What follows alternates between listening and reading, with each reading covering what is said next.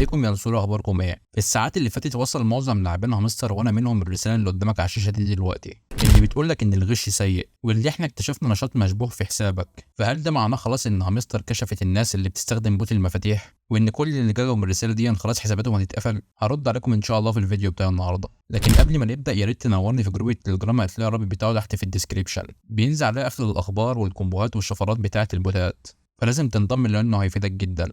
وما تنساش برضو تعمل لايك والسبسكرايب بتاعك على اليوتيوب هنا كمان، ونخش في الشرح على طول. الرساله دي زرعت الخوف والذعر في نفوس ناس كتيره جدا ان خلاص ما عادش في امل وان حساباتهم هتتقفل. لكن انا عايز اسال سؤالي الاول، زي ما انا شفت الناس جالها الرساله دي وانا منهم عشان بنستخدم بوت المفاتيح، طب ما في ناس تانية بتستخدم بوت المفاتيح واكتر مننا كمان وما جالهمش الرساله دي، وفي ناس اساسا مش بتستخدم بوت المفاتيح وبرضه جالها الرساله دي. فالكلام كده ما عادش مفهوم. هي مش المفروض الرساله دي بتيجي للناس اللي بتستخدم بوت المفاتيح؟ طب ليه جت لمعظم الناس ومعظم الناس لا؟ هجاوبكم انا على السؤال ده.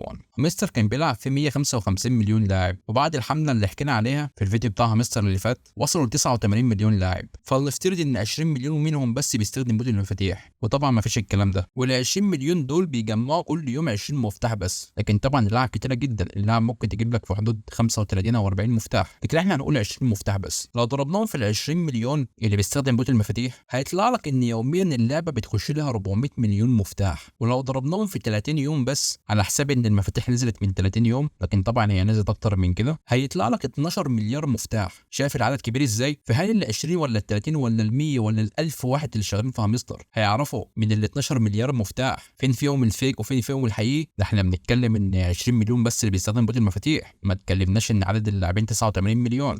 فاكيد اكيد اكيد الرساله دي بعتنا عشان يخوفوك، وانها رساله تحذيريه عشان تبطل تستخدم بوت المفاتيح وتحمل اللعب بتاعتهم عشان تشوف الاعلانات، عشان هم بيكسبوا من الاعلانات. ولعلمك برضو اللي هقوله دلوقتي انا قلته في الفيديو اللي فات، ان هامستر تقدر تلغي حوار المفاتيح ده خالص وتنزل مكانه نظام جديد اكثر استقرار وامان وصعب تهكيره او استنتاج الخوارزميات بتاعته، وتحاول تستخدمه على ال 26 يوم الباقيين او ال 25 يوم الباقيين. لكن هي ما عملتش كده، واكيد هي مش ناويه تعمل كده، لان خلاص اللي راجع على الابواب. فخلاصه الكلام، هل استخدم بوت المفاتيح ولا لا؟ بص، هو القرار في الاول والاخر يرجع لك، لكن انا عن نفسي انا بستخدمه، لكن برضه مش كل يوم. بمعنى لما تلاقي نفسي فاضي بستخدمه، مش فاضي مش بستخدمه، ماشيه بالحب يعني. لكن مفيش حد خد بان ولا حاجه، والرساله دي رساله عشوائيه جدا، فما تخافش وكمل واعرف ان هم بيخوفوك مش اكتر يعني. وبس كده، يا رب اكون قدرت اوضح الجدال اللي حاصل. ويا ريت تنورني في جروب التليجرام، هتلاقي الرابط بتاعه تحت في الديسكريبشن، لو في اي جديد هننزله هناك. وما تنساش برضه اللايك والسبسكرايب بتاعك زي ما قلت لك، واشوفكم على خير الفيديو القادم.